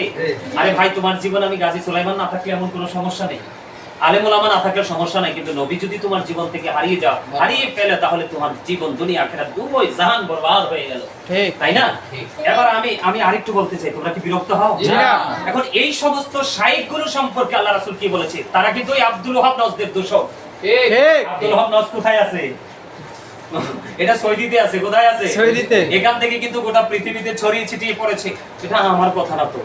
हम लोगों आशिक रसूल ईद मिलादुन नबी करते रहेंगे उम्र भर आई नस्दियों हाबी चलते रहो चलना तुम्हारा काम है। সুবহানাল্লাহ কথা কয় না কেন? সুবহানাল্লাহ নাইলে তাহলে যদি জ্বলা না হয়। আমরা নবীর পক্ষে কথা বলছি, বেদাতি বলার কারণ কি? আল্লাহর ওলিদের মাজার জিয়ারতের কি দলিল নাই? আছে। অবশ্যই আছে। এই জীবনে তারা যতজন বলেছে মাজার ভাঙ্গো মাজার ভাঙ্গো মাজার ভাঙ্গো, মাজার কিন্তু জায়গাটা জায়গায় রয়েছে, তাদের পায়ের সাথে নাই। ঠিক কথা কয় না কেন? ঠিক। পা হারাইয়া অনেক শায়েখরা গেছে না কবরে? গেছে। যারা নবী বিদ্বেষী, নবীর আহলে বাইত বিদ্বেষী, সাহাবায়ে কেরাম বিদ্বেষী, আল্লাহর ওলি বিদ্বেষী, তাদের কিন্তু শেষ বেলাটা ভালো যায়নি। আপনারা একটু মুরব্বী বিবেচনাক্ষম ব্যক্তি আছেন, অনলাইন মিডিয়াতে এখনো আছে, আপনারা একটু তাদের ব্যাকগ্রাউন্ড একটু দেখে আসেন যে তারা শেষ বেলাটা কেমন ছিল। যে কইছে পা তুলছে তার পা শেষ, যে মুখ তুলছে তার মুখ শেষ। এখানে তার কারণ হলো, আমি একটা কথা বলি যে এই যে আব্দুল ওহাব নজদের কথা বললাম, আব্দুল ওহাব নজদের কথা বললে কিন্তু অনেকেরই গায়ে লাগে। তো গায়ে লাগলে কিছু করার নাই, যদি গায়ে লাগে আমি মনে করবো তাহলে তুমি ওখান থেকে আসছো প্রোডাক্ট হিসাবে বাংলাদেশে সাধারণ মানুষের ইমানকে ধ্বংস করার জন্য। এখানে চমৎকার একটা হাদিস শরীফ আমি তোমাদেরকে শোনাই। হাদিসটা এসেছে বুখারী শরীফের মধ্যে। হযরত ইবনে ওমর রাদিয়াল্লাহু তাআলা আনহু থেকে হাদিসখানা বর্ণিত। তিনি বলেছে রাসূল সাল্লাল্লাহু আলাইহি সাল্লাম একদিন দোয়া করতেছে, ফলো মি। আল্লাহ রাসূল কি করতেছে? দোয়া করতেছে, আল্লাহুম্মা বারিক লানা ফি শামিনা, আল্লাহুম্মা বারিক লানা ফি ইয়ামানিনা। এখন কিছু লোক এসে বললেন, ক্বালু ইয়া রাসূল আল্লাহ ওয়া ফি নাজদিনা। এবার রাসূলকে বলতেছে, হে আল্লাহ রাসূল, আপনি আমাদের নজদের জন্য একটু দোয়া করেন। কি করেন? নজদের জন্য দোয়া আপনি আমাদের নজদের জন্য একটু দোয়া করেন। কিন্তু দেখেন, আপনারা অত্যন্ত বুঝবেন, কিন্তু আমি আবারও বলছি, আপনারা কিন্তু আবেগী হওয়ার দরকার নাই। আমি গাজী সুলাইমানকে ভালোবাসেন, 100 বার ভাসেন, আবার ঘৃণা করলে 100 বার করেন, কিন্তু আপনি আমার দিকে তাকানোর দরকার নাই। আমার বক্তব্যের দিকে তাকান, আমার বক্তব্যটা কতটুকু কোরআন হাদিস দ্বারা প্রমাণিত সেটা দেখে আপনি হয় মানবেন না হয় না মানবেন। আমি আবারও বলছি, আবেগ দিয়ে জীবন চলে না, বিবেক দিয়ে জীবন চলে। আবেগ দিয়ে ফিউচার ব্রাইটনেস করা যায় না, বিবেক দিয়ে ব্রাইটনেস করা যায়। আমি আপনাদেরকে বলছি, এখনকার ফিতনার যুগ, দুনিয়া ধ্বংসের পথে। আল্লাহ রাসূল বলেছেন, পৃথিবীতে কিয়ামতের পূর্বক্ষণে সবচেয়ে নিকৃষ্ট মানুষ হবে আলেমরা, কারণ তাদের জ্ঞান থাকবে না, ভালো কিতাব দেখার নসিব তাদের হবে না। তারা এই জন্য মূর্খ হয়ে যাবে। আর যারা শিক্ষিত আলেম, তারা কি করে যাবে? পৃথিবী থেকে চলে যাবে। তারা চলে যাওয়া মানে তাদের সিনাই করে কিতাবও চলে যাওয়া। তখন এলেম শূন্য হয়ে পড়বে পৃথিবী, আর সাধারণ মানুষ পড়বে বিপদে। এখন কিন্তু বর্তমান সময়টা আপনারা দেখেন, যদি এই শায়েখ যদি এই বিভ্রান্তকর বক্তব্য, ইমান হরণকারী বক্তব্য না দিত, গোটা পৃথিবীতে কিন্তু মুসলমানদের মধ্যে একটা বিভ্রান্তি সৃষ্টি হতো না। তাহলে কি বুঝবো? এই হাদিস দ্বারা প্রমাণ। দেখেন তারা কতটা ফিতনাবাজ। আল্লাহ রাসূলকে যখন বলল, ক্বালু ইয়া রাসূলুল্লাহ ওয়া ফি নাজদিনা, রাসূলকে বলতেছে আমাদের নজদের জন্য একটু দোয়া করেন, কিন্তু রাসূল বলতেছে আবার আল্লাহুম্মা বারিক লানা ফি শামিনা, আল্লাহুম্মা বারিক লানা ফি ইয়ামানিনা। আবার তারা নেক্সট টাইম এসে বলল, ক্বালু ইয়া রাসূলুল্লাহ ওয়া ফি নাজদিনা, আমাদের নজদের জন্য দোয়া করেন। দুইবার কিন্তু তারা অ্যাপ্লিকেশন কি করেছেন? কিন্তু রাসূল দুইবার এটাকে ইগনোর করেছেন, এটাকে অ্যাভয়েড করেছেন, রাসূল অ্যাকসেপ্ট করেননি। তৃতীয়বার আমার রাসূল বলেছেন, এখান থেকে ফিতনা বের হবে, এখান থেকে শয়তানের শিং বের হবে, এখান থেকে ভূমিকম্প বের হবে। তাহলে আপনারা বুঝেন, এখনকার যে তথাকথিত শায়েখ এবং তাদের শিশু শায়েখরা যারা আছে, তারা কি, আপনারা কি মনে করেন এটা কি ফিতনা না? এটা কি গোটা মুসলিম জাতির জন্য, বিশ্বের জন্য কি ফিতনা না? কথা বলে না? এটা কি আমাদের জন্য ফিতনা কিনা? আরে বলে না কেন? এটা কি আমাদের জন্য ফিতনা কিনা? আজকে আমাকে আমেরিকা থেকে ফোন দিয়ে বলতেছে, হুজুর এই বিষয়ে কথা বলেন, সলিউশন চাই। মহিলাদেরকে তারা মসজিদে নামাজ পড়ার জন্য, জামাত পড়ার জন্য বের করে নিয়ে যাচ্ছে, হুজুর এই ব্যাপারে কথা বলেন, সলিউশন চাই। লন্ডন থেকে ফোন দিয়ে বলতেছে, ইতালি থেকে ফোন দিয়ে বলতেছে, আর মেসেজ তো শেষ নাই। বিভিন্ন জায়গা থেকে মানুষ বলতেছে। আজকে বাংলাদেশের বিভিন্ন জায়গা থেকে কয়েকটা ব্যাংকের অফিসারের সাথে কথা হলো এই বিষয়গুলো নিয়ে, শুধু এই বিষয়গুলো নিয়ে কথা। আজকে আপনাদের সরল মনা মানুষ যারা, আপনাদেরকে আমি বলতে চাই, আসলে কি এগুলো কি ফিতনা না? আজকে তারা বিভ্রান্তি সৃষ্টি করতেছে, আর আমরা সমাধানের জন্য কথা বলতেছি। এখন যারা বিবেকী তারা কিন্তু বিবেচনা করতেছে, আর যারা বিবেকবান হতে পারেনি তারা কিন্তু কি করেনি? তারা সমালোচনা করতেছে। ভাই, আমার সমালোচনা করার সমস্যা নাই, কিন্তু এই সমালোচনা যদি নবীর বিপক্ষে চলে যায়, তাহলে কিন্তু তোমার তো দুনিয়াও শেষ, শেষ। কারণ তোমরা চিন্তা করবে যে হুজুর এই কথাটা নিয়ে কেন ইমান চলে যাবে? তোমার মূল ইমানই হচ্ছে রাসূল। কি তুমি সবই মানলা, রাসূলের পরিপূর্ণতাকে তুমি মানতে পারলা না, তুমি ইমানদার হতে পারলা না। তাহলে কি করতে হবে এখন? এই যারা ফিতনা সৃষ্টি করতেছে তাদের সম্পর্কে তথ্য হলো তোমাদেরকে বলছি, দেশ ও প্রবাস থেকে যারা শুনবেন এবং শুনছেন, সবাইকে আমি বলতে চাই, ইয়াহুম লা ইউদিল্লুনাকুম ওয়া লা ইফতিনুনাকুম, তোমরা তাদের থেকে দূরে থাকো, তাদেরকেও তোমাদের থেকে দূরে রাখো, কেননা তারা যেন তোমাদেরকে ফিতনায় ফেলতে না পারে, পথভ্রষ্ট করতে না পারে। কথা কি বুঝে আসছে? জি। এগুলো তো আমার কথা নয়, কোরআন হাদিস থেকে সংগ্রহ করা কথা। এখন আমি আরেকটু তথ্য দিতে চাই, বিরক্ত হবেন আপনারা? বিরক্ত? আমি আরেকটা তথ্য দিতে চাই, রাসূলের সাথে বেয়াদবি করলে কি হয়। জাবির ইবনে আব্দুল্লাহ রাদিয়াল্লাহু তাআলা আনহু থেকে হাদিস বর্ণিত, হাদিসখানা এসেছে বুখারী শরীফের মধ্যে। আল্লাহ রাসূল একদিন বলতেছে, কাব ইবনে আশরাফকে হত্যা করার মতো কে আছে? মুহাম্মদ ইবনে মাসলামা রাতে দাঁড়িয়ে গেলেন, ইয়া রাসূলুল্লাহ, আপনি কি চান তাকে হত্যা করতে হবে? রাসূল বলতেছে, হ্যাঁ, তাকে হত্যা করতে হবে। কেন হত্যা করতে হবে? কারণ সে আল্লাহ এবং আল্লাহর রাসূলকে কষ্ট দিয়েছে। তখন তিনি কি করলেন? আরো দুই সঙ্গীকে নিয়ে তাকে হত্যা করে ফেললেন। সুবহানাল্লাহ, আলহামদুলিল্লাহ। বুখারী শরীফের হাদিস। আপনারা কেউ যদি এটাকে ফাইন্ড আউট করতে চান, আমাকে ফোন দিতে পারেন, কল করতে পারেন, অথবা আমার যে পেজ যারা চালাচ্ছে তাদের সাথে যোগাযোগ করতে পারেন, আমি একবারে রেফারেন্সও দিয়ে দিব। আরেকটা হাদিস হলো, রাসূলের সাথে বেয়াদবি করলে কি হয়। আপনারা তো সবাই জানেন যে রাসূল শুধু মিষ্টি মিষ্টি, রাসূল শুধু প্রেমের, রাসূল তো রাগ হয়নি, রাসূল শিক্ষা দেয়নি। আরে ভালো করে পড়াশোনা করে দেখেন, রাসূলের মধ্যে দুটোই ছিল। ওই যে আমি কি বলেছি, শাহিদা ওয়া মুবাশশিরা ওয়া নাযীরা বলছিনি। কয়টা ওয়ার্ড? কয়টা? তিনটা। সাক্ষী হিসাবে এসেছে, সুসংবাদ দাতা হিসাবে এসেছে, এবং নাযীরা ভয় প্রদর্শক হিসাবেও তিনি আসছে। বুঝতে হবে তো, আপনি যদি না বুঝে যদি কথা বলেন তাহলে তো আর হবে না, তাই না? আলোচনা কি লম্বা হয়ে যাচ্ছে? আর একটু করবো, বিরক্ত হলে কিন্তু করবো না। এবার আবু রাফি নামক ইহুদির কাছে পাঠালেন, তিনি বসবাস করতেন হিজাজে। কোথায়? হিজাজে বসবাস করতেন। আব্দুল্লাহ ইবনে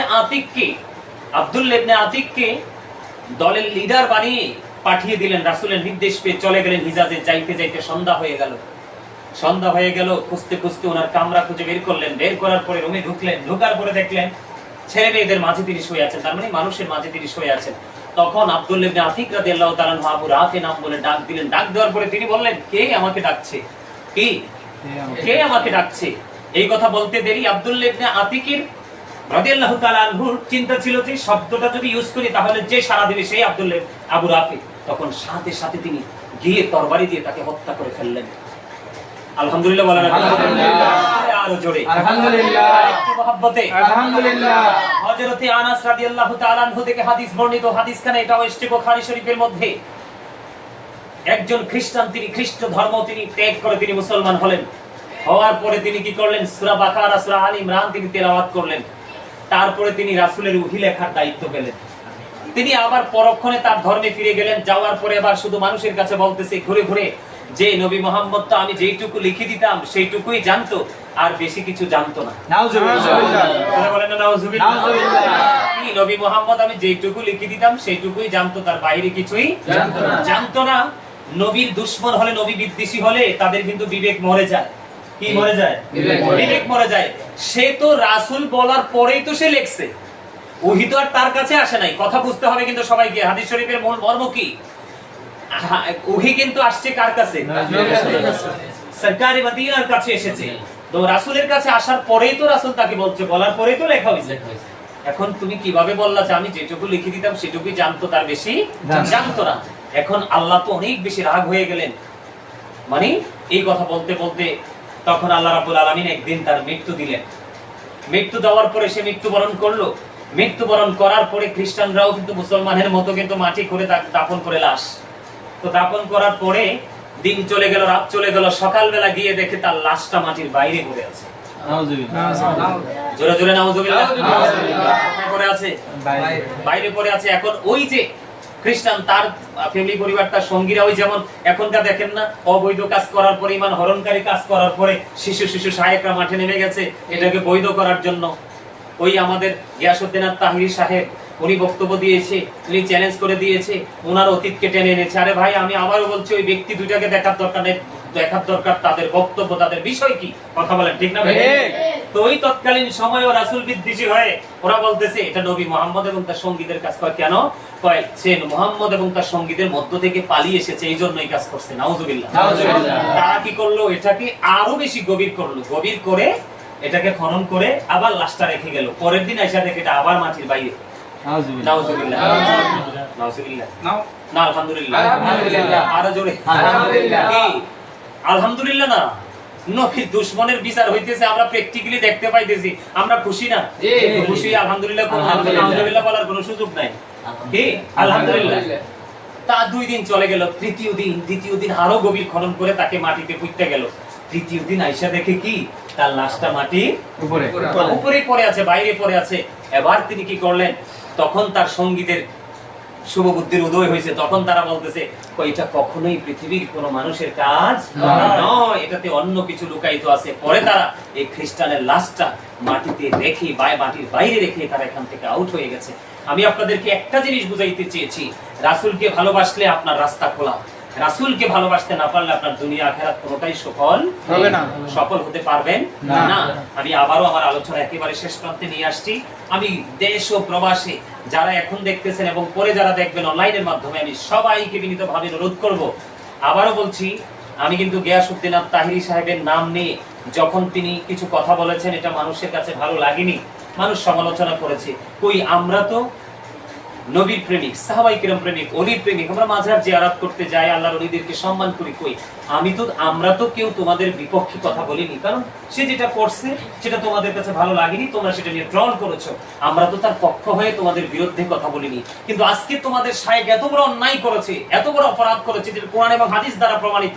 পূর্বসূরি আইম্মায়ে কেরাম যারা, তারা বলেছেন, মানে কি বলবো, মানে কথার দ্বারা, সাপোর্টের দ্বারা, অন্তর দ্বারা, প্রকাশ্যে অপ্রকাশ্যে যে কোনো ভাবে রাসূলের যদি চুল পরিমাণ ঈমান তুমি জেনে বুঝে নষ্ট করো, তাহলে তুমি কুফরি করলা, তোমার ঈমান নষ্ট হয়ে গেল।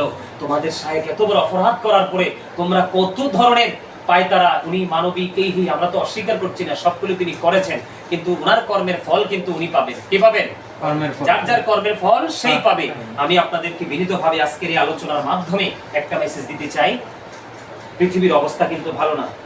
যোগ্য দক্ষ আলেমরা কিন্তু পৃথিবী থেকে চলে যাচ্ছে। আপনারা দাড়ি লম্বা দেখলে, জুব্বা লম্বা দেখলে, তার গ্লেজ দেখলে কিন্তু আপনারা পাগল হবেন না। ব্যক্তির দিকে তাকানোর কোনো দরকার নেই, আপনারা সবসময় তাকাবেন তার বক্তব্যের দিকে। আমি আপনাদেরকে আবারও বলছি যে রাসূল প্রেমিক হন, আপনি দুনিয়া এবং আখিরাতকে নিয়ামতে পরিপূর্ণ করে দেন।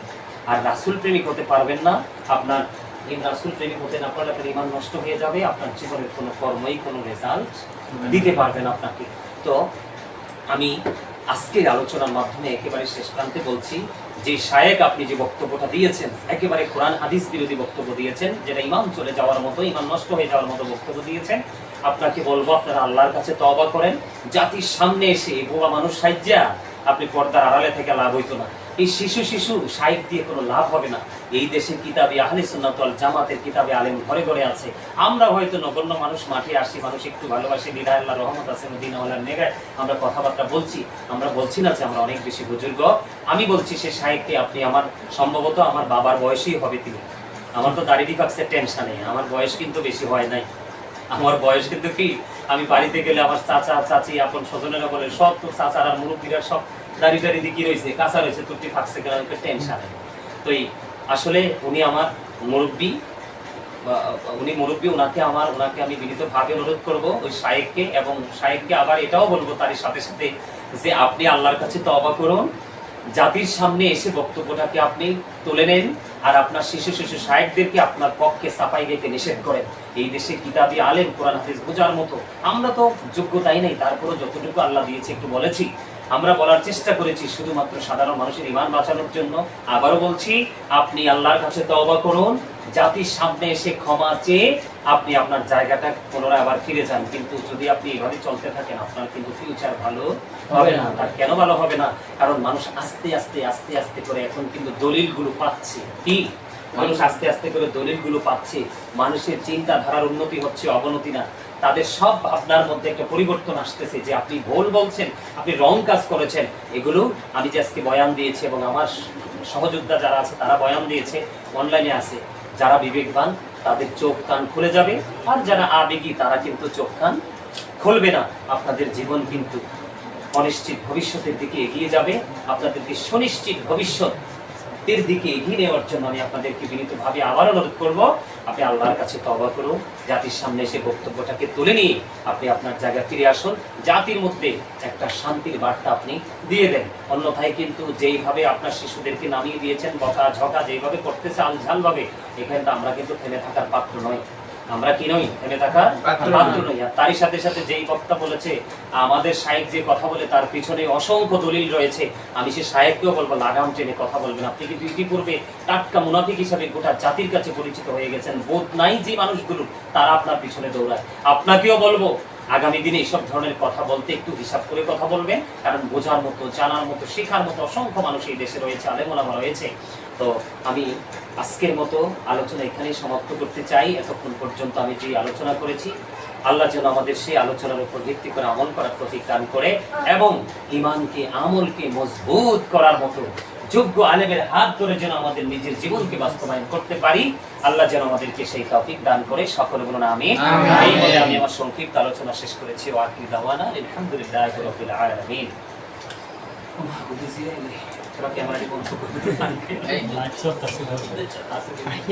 হুজুর লাইভ চলতেছে। লাইভ চলে? একটু পানি খাই না, লাইভ চলুক না, জানবাড়ি আমার জীবনে পানি খাওয়ার ইতিহাস নাই, আজ একটু খাই।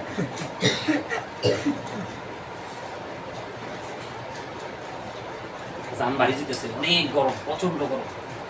পাঞ্জাবি বীজ যে একবারে শুকিয়ে গেছে। থাক থাক, চলো।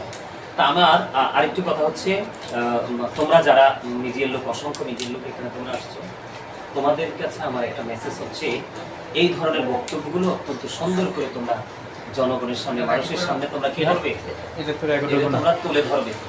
আমি তোমাদেরকে সাজেশন করছি, সুন্দর করে কাজ করবে। তার কারণ হচ্ছে আহলে সুন্নাত ওয়াল জামাত আমরা কিন্তু ঠিক আছে, ঠিক থাকার পরেও কিন্তু আমাদের কিছু বক্তা, আমাদের কিছু আলেম, আমাদের কিছু নামদারি পীর সাহেব, আমি আমার আহলে সুন্নাত ওয়াল জামাতের অন্তর্ভুক্ত কিছু বক্তা, কিছু মুফতি, কিছু পীর সাহেবদের উদ্দেশ্যে কিছু কথা বলতে চাই।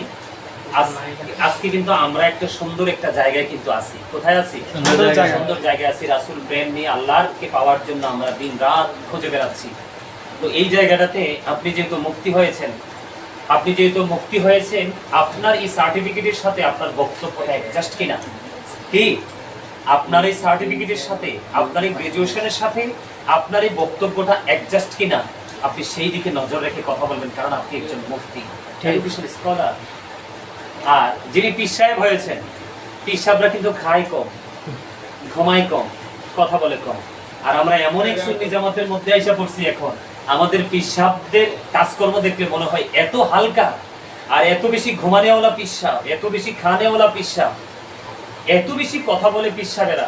তো আমি আপনাদেরকে বলছি, আপনারা যারা পীর সাহেব নিজের নামের আগে যুক্ত করে দেন, আপনারা একটু চিন্তা করে কথা বলবেন, একটু চিন্তা করে আপনারা আলোচনা করবেন। কারণ আপনি নিজেকে পীর সাহেব দাবি করেছেন, আল্লাহর ওলি দাবি করেছেন। তা আপনার এই লাকাবের সাথে আপনার এই বক্তব্যটা কি আছে কিনা, অ্যাডজাস্ট কিনা, আপনি সেদিকে কি করবেন, ফলো, সেদিকে খেয়াল রেখে কথা বলবেন। তার কারণ হলো এখনকার কিন্তু আর ওই সুন্নি জামাত বলে, পীর সাহেব বলে যেই কোনো মানুষের কাছে কিন্তু গ্রহণযোগ্যতা অর্জন করা সম্ভব নয়, আপনার বক্তব্যকে পৌঁছানোও সম্ভব নয়। আমার কথা ঠিক আছে তো? আছে না? আজকে কিন্তু আমাদের যোগ্য, দক্ষ আলেমদের কোয়ালিটি থাকার পরেও কিন্তু তাদের বক্তব্যটা কিছু কিছু মানুষের কাছে গ্রহণযোগ্য হিসাবে আমরা তুলে ধরতে পারতেছি না। তার কারণ তিনি যে অতীতে কাজ করেছেন সেগুলো আসলেই সত্যিকার অর্থে সমালোচনার জায়গা তৈরি করেছেন। কি করেছেন? এই জন্য ওনার এই সুন্দর বক্তব্যকে, ওনার এই সুন্দর কাজটাকে কিন্তু মানুষ সুন্দর হিসেবে নিচ্ছে না, কারণ উনি অতীতে জায়গাটাকে নষ্ট করে ফেলেছেন। এই জন্য আমরা যারা আলোচক আছি, যারা মুফতি, যারা পীর সাহেব যারা আছে, আমরা সবাই যেন কি করতে পারি, সুন্দর করে বিবেক বিবেচনা খাটিয়ে যেন আমরা আলোচনা করতে পারি, মানুষকে হেদায়েতের লক্ষ্যে বক্তব্য দিতে পারি। আল্লাহ যেন আমাদেরকে সে তৌফিক দান করে। সকলে বলুন আমিন। আমি আর আলোচনা করছি না, এখন একটু জিকির করবো, কিয়াম করবো, তারপর আমরা মজা দিয়ে দেবো। আমার আল্লাহ আল্লাহ আল্লাহ লা ইলাহা ইল্লাহু আল্লাহ আল্লাহ আল্লাহ লা ইলাহা ইল্লাহু আল্লাহ পাকের প্রিয় হাবিব মুহাম্মদ রাসূল, সবার আগে হলেন তিনি সৃষ্টি কুলের মূল নবীজি। আল্লাহ আল্লাহ আল্লাহ লা ইলাহা ইল্লাল্লাহ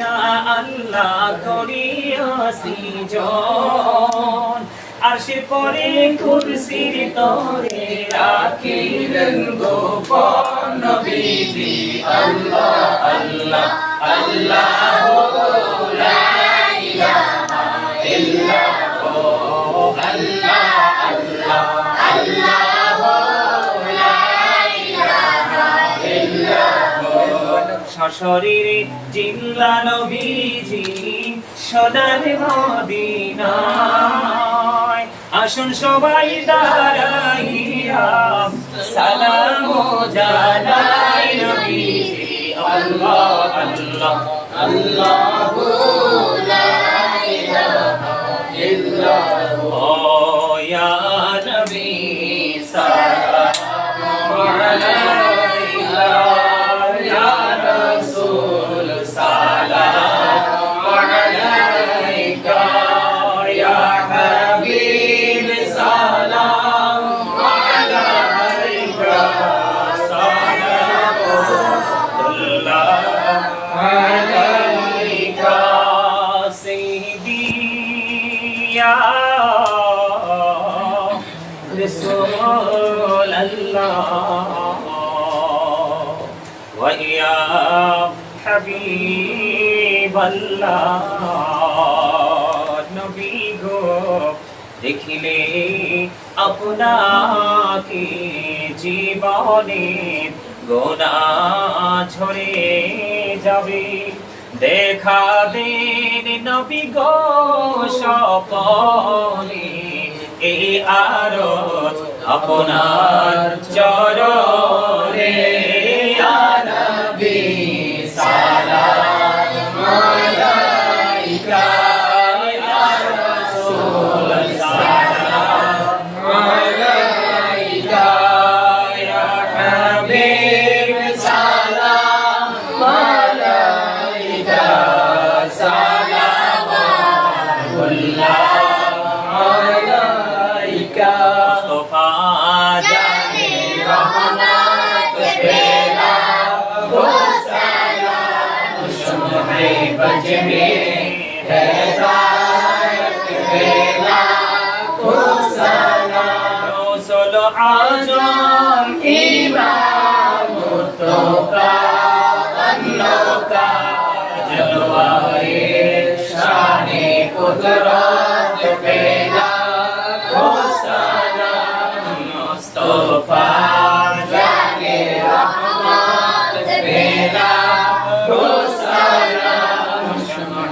बज में हिदायत पेला को सलाम आपकी पंजतन लाखों सलाम या आपके पंजतन लाखों सलाम या आपके पंजतन लाखों सलाम या हुसैन शाह हुसैन लाखों सलाम या हुसैन शाह हुसैन लाखों सलाम या हुसैन शाह हुसैन लाखों सलाम बलग العلا بكماله كشف الدجى بجماله حسنت جميع خصاله صلى عليه وآله صلى الله على محمد صلى الله عليه وسلم صلى الله على محمد صلى الله عليه وسلم سلموا يا كرم صلى على رسول الله من مصطفى ما جاء إلا رحمة للعالمين الصلاة والسلام عليك يا رسول الله الصلاة والسلام عليك يا حبيب الله الصلاة والسلام عليك يا شافي المجرمين الصلاة والسلام عليك يا رحمة للعالمين شكرا جارة من تلك الشريف تنبع شريف شريف شريف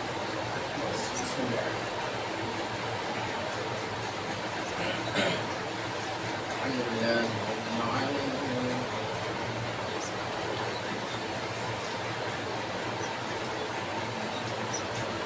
بسم الله الرحمن الرحيم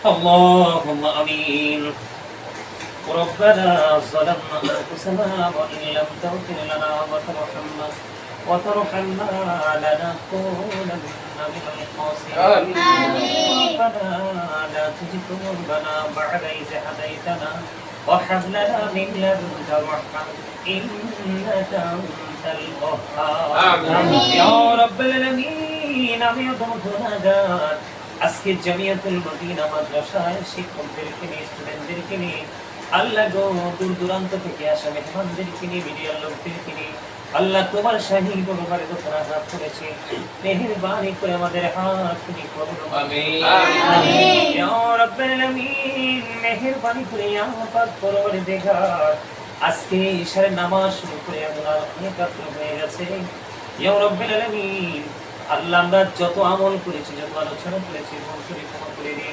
হাদিয়া লক্ষ কোটি কোটি করে বানাইয়া প্রাণের নবীজির নূরানি কদম মোবারকে সোনার মদিনায় হাদিয়া তুমি পৌঁছায় আমিন ইয়া রাব্বাল আলামিন সাহাবায়ে কেরাম থেকে ধরিয়া অদ্য পর্যন্ত আমাদের যার যার কোন মুর্শিদ এবং আমাদের আপন আপন বংশধর যারা তোমার প্রার্থী হয়েছেন ইয়া রাব্বাল আলামিন তাদের আপন আপন বংশধরের মধ্যে যারা কবরে চলে গেছে আল্লাহ মেহেরবানি করে প্রত্যেকের কবরে হাদিয়া তুমি আমিন আমিন প্রত্যেকের কবর তুমি জান্নাতের টুকরা করে দাও সকল সম্মান নিজের দিদার তুমি নসিব করে দাও মানি মেহেরবানি করে আল্লাহ এই মাদ্রাসার প্রতিষ্ঠা করে আল্লাহ আমার ছোট ভাই শেখ জাহিদ হযরত মাওলানা শেখ জাহিদ আল-ফাদিল জিন্নাতুল আলী আল্লাহ তার বাবা বেশি দিন হয়নি পৃথিবী ছেড়ে চলে গেছে বাংলা মরহুম কাউসার আলম সাহেবের কবরে হাদিয়া পৌঁছায় আমিন আল্লাহ নিকট করে আমার সঙ্গে যারা হাত তুলেছেন এবং গোটা পৃথিবীর বুকে যত ভালোবাসার দাবিদার মানুষ আছেন আল্লাহ